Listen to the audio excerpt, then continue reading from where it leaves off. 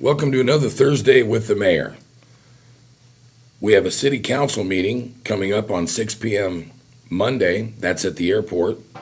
It looks like things on the agenda are paying some bills along with a couple approvals. That highlights the opening, followed by a conversation by council members on an issue that's becoming a concern for parents and drivers here in Hastings. It's e-scooters on our public streets and how we should regulate this for the safety of our kiddos. So that's going to be a discussion item, and then we'll finish up with a couple contract negotiations to get to the end of our meeting. So shouldn't be too long, but if you'd like to come out, please stop out to the Hastings City Airport Monday at 6 o'clock and give us a listen.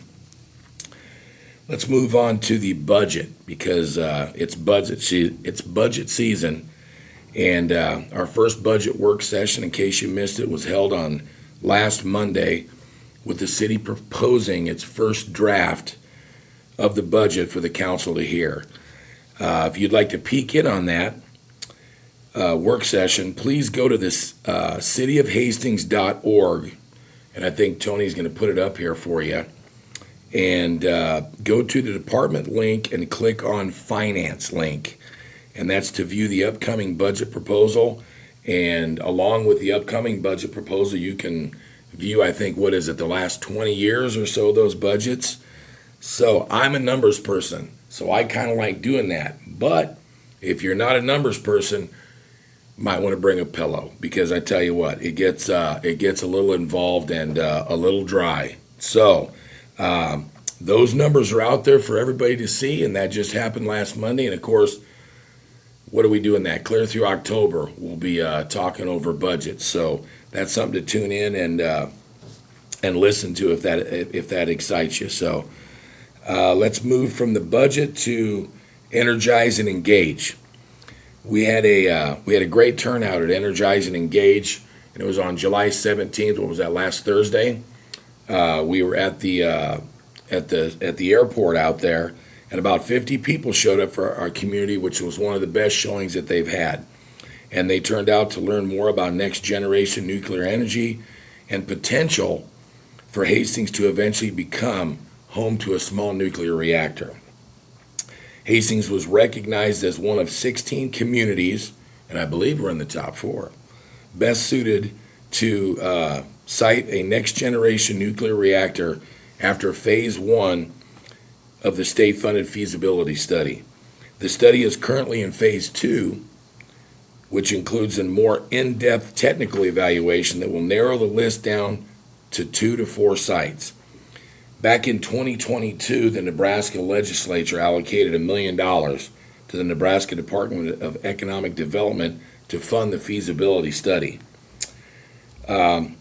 My goal during this study is to inform and educate the public sector on the advantages of Hastings being one of these modular sites just outside of our city. Tax revenue, good paying jobs, and a boost to our local economy are just a few of the benefits that I will outline as we position ourselves for a seat at the table. I'd like to point out that these are small, safe, modular units, much like what our Navy has had for our servicemen for the last 40 to 50 years. Hastings is a prime location.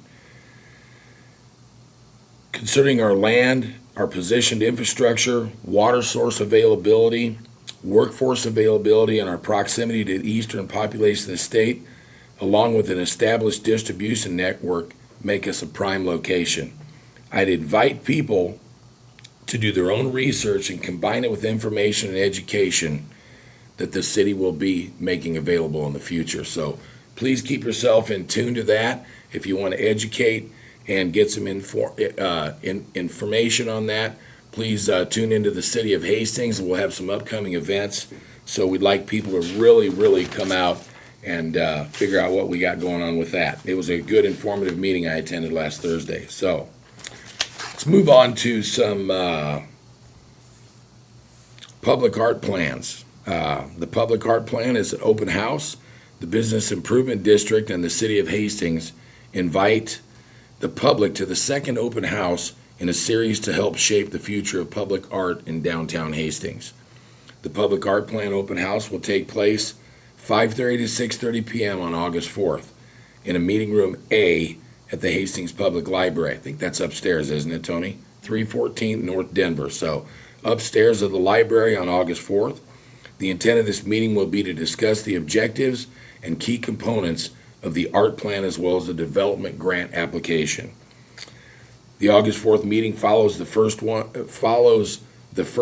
on June 25th, during which attendees learned about and provided feedback on potential project types and locations and priorities for the district. The open house is the next step in a public involvement process that is anticipated to culminate with the approval of the Heartbeat Creative District art plan by the Hastings City Council sometime in the spring of 2026. For more information or to provide any feedback to the Heartbeat Creative District project, please go on Engage Hastings at engage.cityofhastings.org/creative district if you want any input on that. Let's move to summer reading is going to end. The Hastings Public Library is capping off its 2025 summer reading program with a celebration that's as bright as our readers. Join us for the Summer Reading Color Blast wrap-up party on Friday, August 2nd from 10 a.m. to noon at Lake Hastings. A morning of colorful fun for the whole family. This is our first ever wrap-up party for the summer reading program.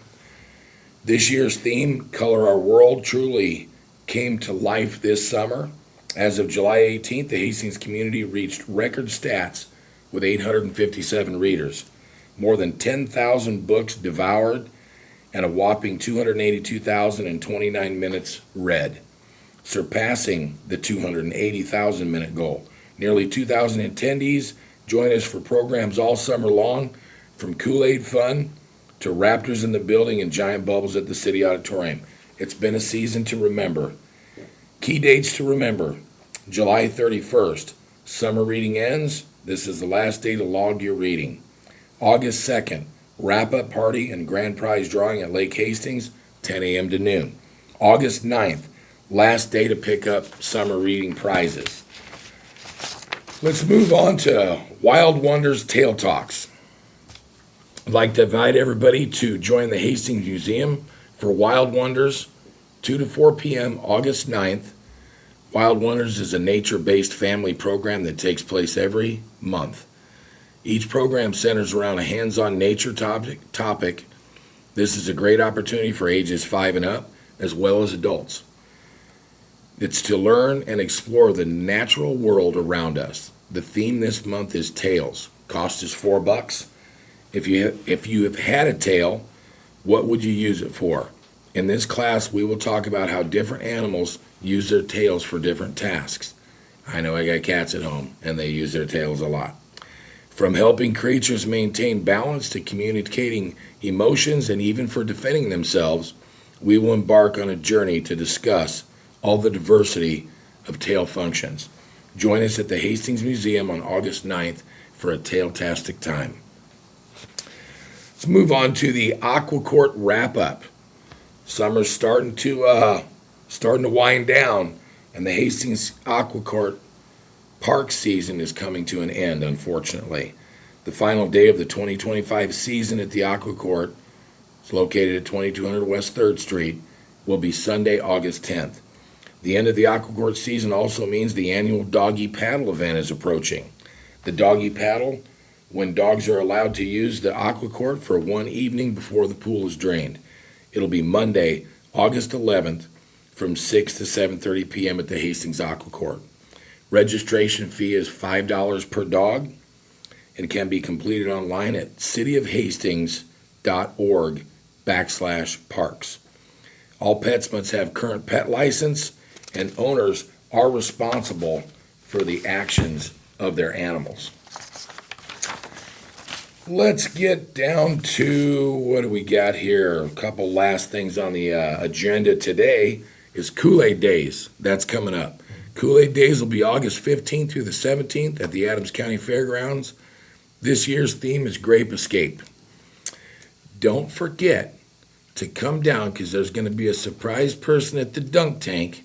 I don't know who it's going to be, but he just might be the guy talking to you right now. So if you want to come down and take a shot at me, I'll be talking a lot of smack at the dunk tank if you don't get me in there. So come down and help me. I think there's some other people going in on it too.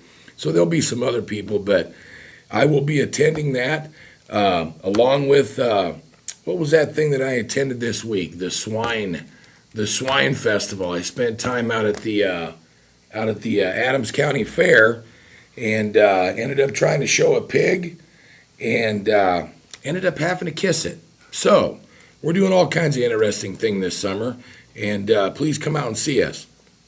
More information will follow, but make sure to visit Kool-Aid Days. Let's see, it's is that /aiddays.com or Kool-Aid Days on social media. The Oregon Trail Rodeo will also take place at the fairgrounds that weekend. Is that on Sunday? All three, Friday, Saturday, Sunday. Okay, so that's on Friday, Saturday, Sunday. Visit adamscountyfairgrounds.com or the Oregon Trail Rodeo on social media for more information. And I'll finish up today on some issues with, they say bad things happen to celebrities in threes. This week marked the passing of the Prince of Darkness, Ozzy Osbourne, who I grew up with as a music guy for years, as well as Malcom-Jamal Warner, known to fans as Theo Huxtable from The Cosby Show. A lot of people really knew that show and loved it a lot too. They both passed away, and real sadly, I just learned about it today. I'll close, unfortunately, on this sad note. Wrestling fans around the world are shocked today to learn of the passing of Hulk Hogan. I remember watching the Hulkster when I was a kid, and over the years, he entertained millions and millions of people with his ring antics and his banter. It's a very sad day for wrestling people. His colorful outfits were just something that it'll always stick in my mind. I'd like to close today and sign off with a little mayoral tribute to the Hulkster. And I'd like to say, Hulkster, we'll all miss you, brother.